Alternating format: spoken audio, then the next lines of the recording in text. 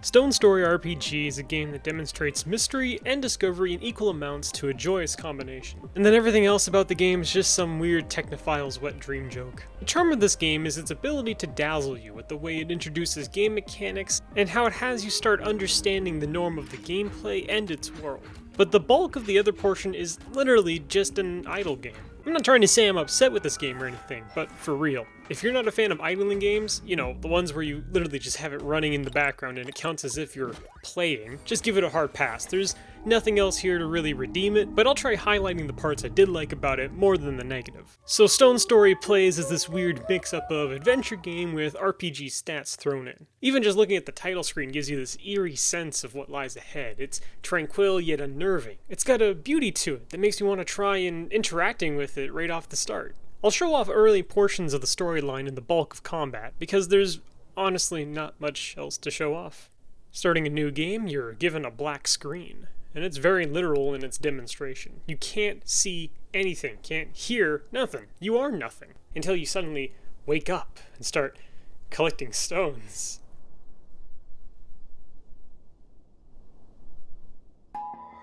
And then all of a sudden you can see. It's an incredibly unique and awesome way of introducing you to the game. You walk around a bit, but bear in mind that this is all automated. Then you get shown your main menu of sorts. This is your hub where you go to locales and do other things. It's very empty for now, but fills up as you go. You choose from what few options that you do have to progress further, little descriptions explaining what's happening. You then end up entering the Deadwood Canyon. Dead trees everywhere next to a running river.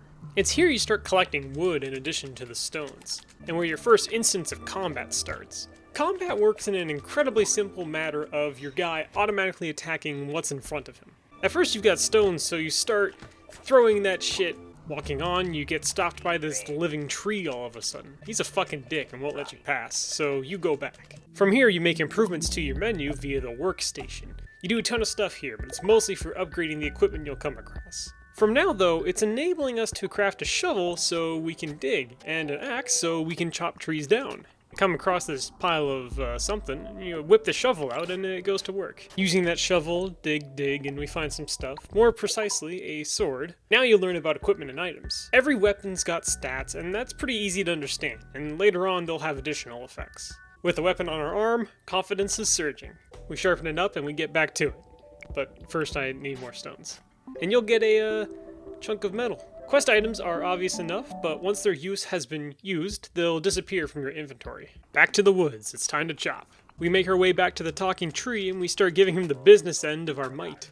I personally thought about stopping though, just to see if I get a reaction out of it, and I was pleasantly surprised that yes, actually I stopped chopping and the tree retorted back. This prompted me to experiment a little more, and I took out my sight stone, and lo and behold, I learned about the entity in front of me, and beyond that, he now allows me to pass. This is genuinely the single best scene in the entire game for me. I was entirely rewarded for thinking outside of the box here, and I felt like the choice I made was justified. That's just about where all the unique interactions end with this game. From here on out, it's just purely fighting.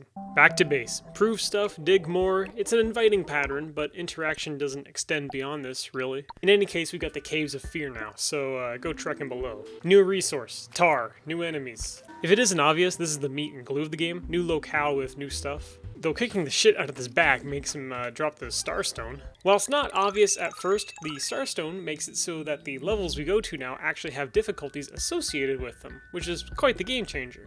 When we come across this weird-ass guy, Disangelos, it's here we actually name ourselves, and it's funny to think it's this late into the game that we finally choose a way to represent ourselves. Disangelos tells us that things are stirring and we're at the center of it. We've got a quest to retrieve all these special stones we're coming across, and then when we have them all, to bring them back to him. You can return here to talk to him again whenever you need a hint on how to progress. And it's back to stuff.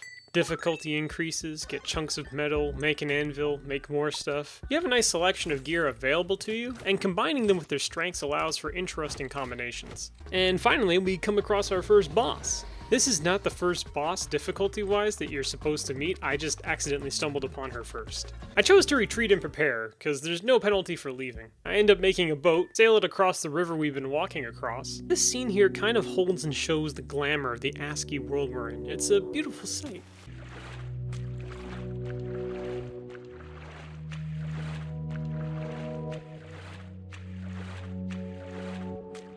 And when we reach the other end, we find a door. It has color. It's such a significant change of intensity because you find the first thing with any color. So you know this thing is important. We go back to the caves and die. When you die, your head becomes a stone, and you can actually go back to where it was you died and pick it up. I tried fighting the spider boss. Things work out. Drops the keystone, which is currency in the game now. Enemies will drop key. Head to the forest for the actual first boss I somehow missed, and it's a big evil tree. It's very spooky. The tree goes down, we get the experience stone, and now we're leveling up. The introduction of the mechanics is so unique. The only other game I really know that did it like this was Candy Box 2. We find Mushroomville. It's got ants and mushrooms. It's down here that we actually come across a store that will sell us supplies for key. The inventory is random and generated every 24 real-world hours. I got a cool sword now that has magical powers to it and heals me sometimes. Fighting ants, I'm getting my ass handed to me. It's at this part that the enemy composition becomes one of the keys of difficulty. You're usually presented with some sort of combination of monsters that you need to have the right equipment on to kill them all without dying. It took me a lot of tries, but I eventually found something that worked. Then we get the Angry Shroom, who has the best boss music, I might add.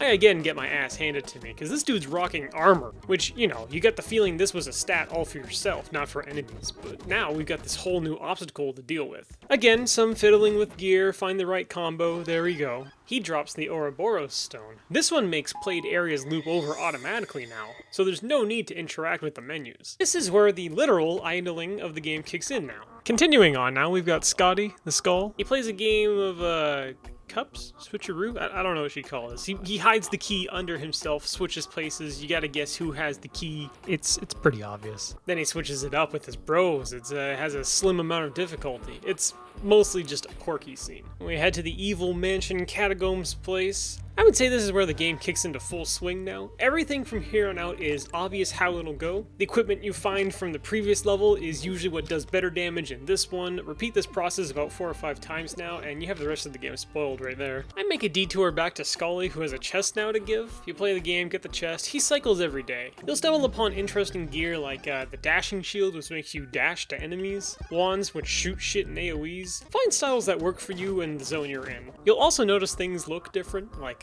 chests. It was Halloween when I played this, so stuff was Halloween themed at the time. You got this bad boy, Palace. I think he's a cool boss fight. I also downed him on my first go somehow. I guess I just had the right stuff going on. You find the lava caves. There's some story exposition going on. I won't try to spoil much more, so we'll stop there. This place is mean, by the way. It's really hard your first time in it. This is where I decided to do some idling myself, because I think a WoW raid was happening for me. And this is also where I pretty much lost interest in the game, because this is it now.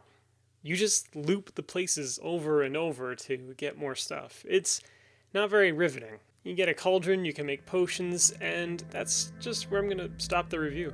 Maybe you've noticed. I know I certainly did while I was editing. This doesn't really feel like a review, right? This game doesn't have a lot going on. When I got it, I thought I was in for some weird indie ASCII adventure, but really, it's just an idle game that doesn't give itself away until midway through. My interest was nulled by this point. I mean, it seemed like there could have been so much cool stuff going on, but this is it. It doesn't get any cooler than what you've seen. And also that technophile remark I had earlier, I'm not joking. You eventually get a stone that literally allows you to code instructions into the game via its own coding language to automate gameplay. And to me that's seriously just more of a poor joke than a neat feature. It seems weird to say, hey, automate your game so you don't have to play.